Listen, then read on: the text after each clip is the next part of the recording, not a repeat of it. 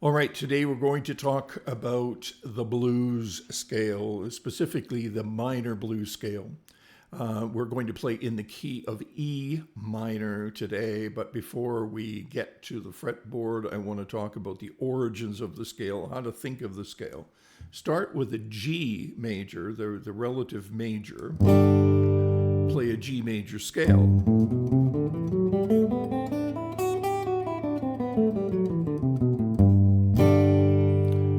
And then remove the fourth degree of that scale and the seventh degree of that scale, and we end up with a scale that sounds like this.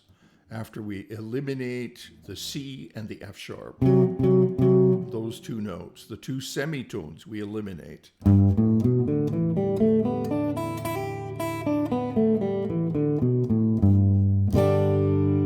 that becomes the G major pentatonic scale. When we start that same scale on E, exactly the same notes,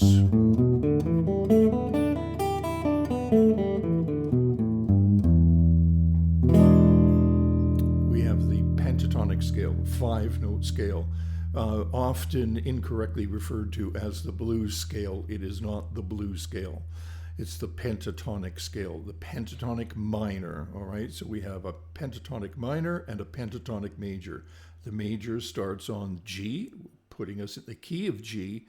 The minor starts on E, putting us in the key of E minor. Okay, so it's the E minor that we're going to look at today, the E minor blues scale. Now, the E minor blues scale adds another note to the scale, making it a 6-note scale. And that note, we call it a flat 5 because from the E to the B is referred to as a fifth or a perfect fifth. And when we flat that, we have that B flat or that blue note.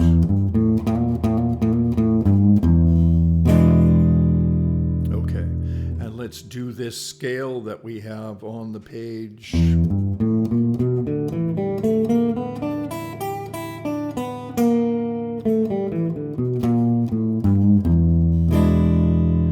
Make sure that when you're practicing these scales, you can emphasize that flat 5. You know where that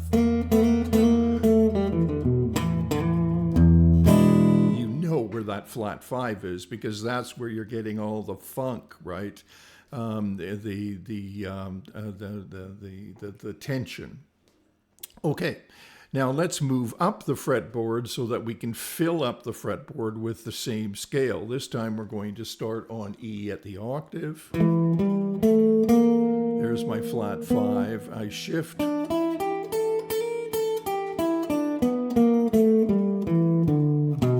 go B flat down here.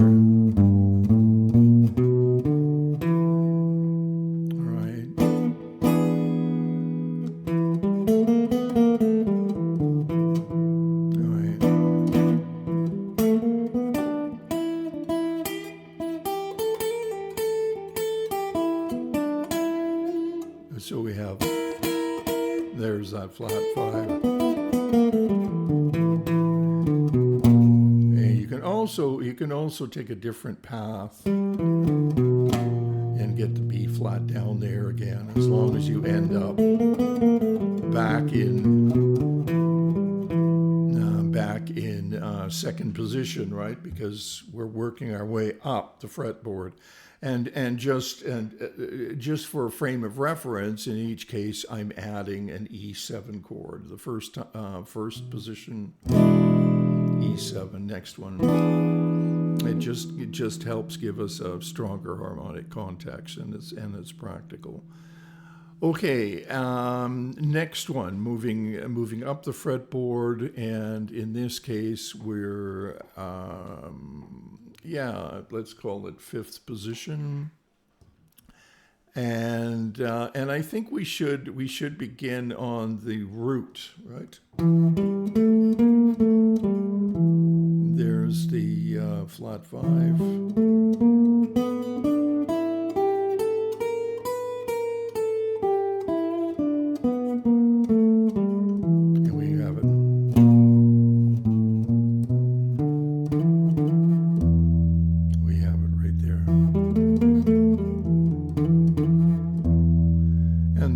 chord.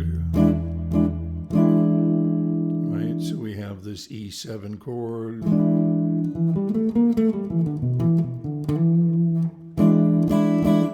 this E7 chord. And it's D.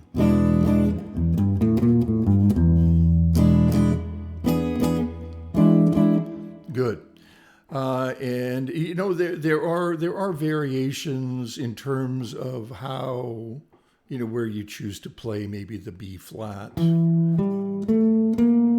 know, you could go. I prefer this.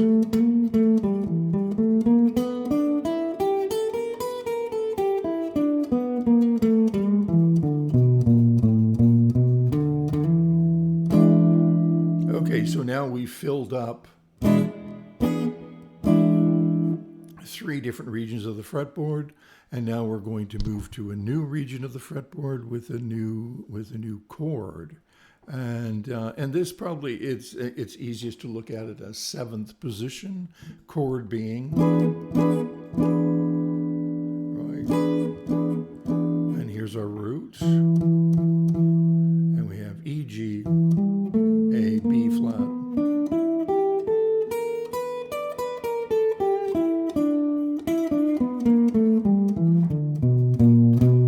So you've got that flat 5 on the 2 outside strings and the 2 E strings, and in the middle.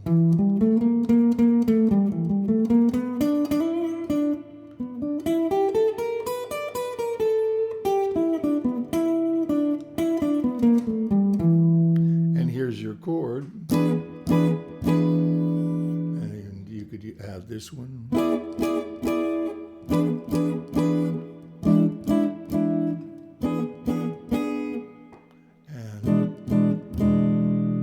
Take this chord too and play it like this.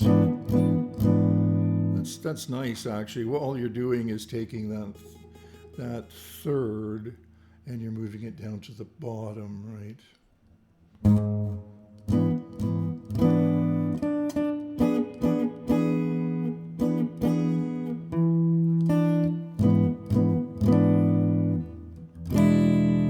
Okay, good.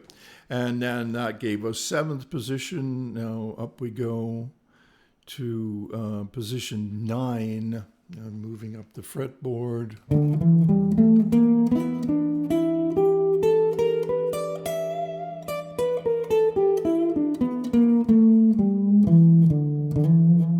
Okay, and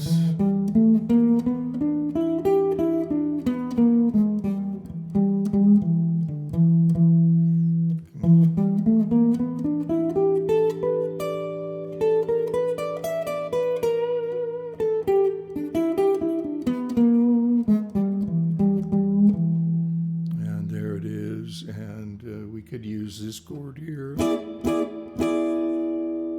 right? Or we could use something a little bit new.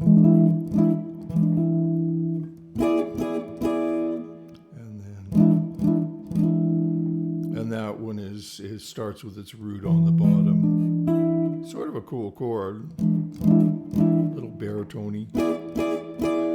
Okay, and then moving up from there, we have the repeat of the first.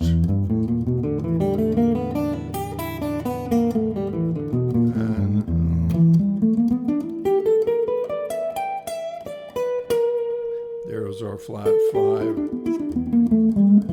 Everybody likes this. It just sits underneath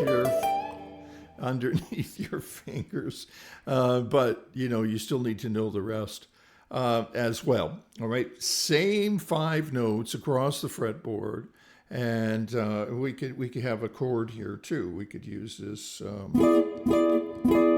same thing we had down here, right?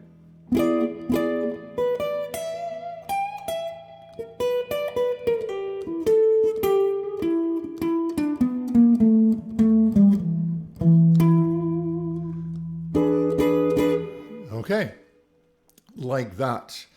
I sort of really focus on not having any gaps on the fretboard.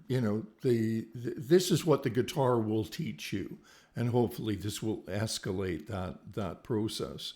That everything happens in different regions of the fretboard, and it always ends up with 5 different scale forms, with some exceptions, which I'm not going to get into right now. But map out the fretboard in series of 5, and think of how we arrived at this as well. Like we started with the G major scale, all right, and we eliminated the 4th degree and the 7th degree, the tritone, in other words, of the G major scale. Or you could look at it as we removed the semitones of the scale, giving us the 5-note scale, and then play that 5-note scale from its relative minor position E, and then you end up with the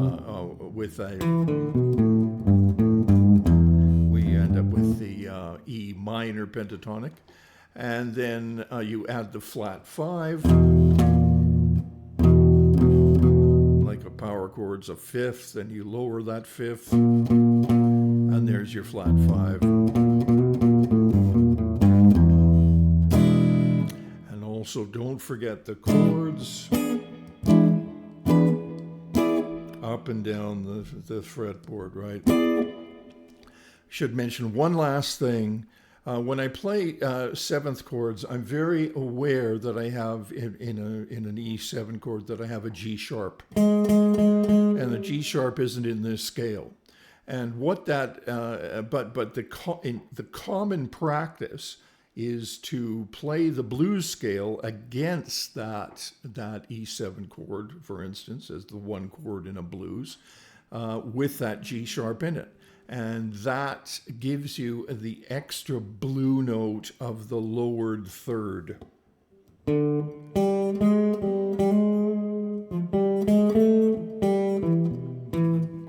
Right. So that's deliberate. I know that that's there, and that flat 3 that you have now in the E blues scale becomes another blue note. So the strong 2 blue notes are the flat 3 and the flat 5, and the additional blue note is that flat 7,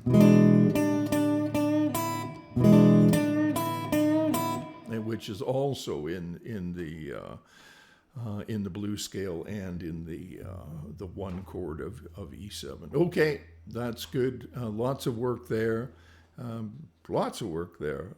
And this is stuff you'll want to know if you want to know how to improvise up and down the fretboard. No way to get around this, right? No shortcuts. There it is. Okay. So Merry Christmas, and work on that, and we'll see you real soon.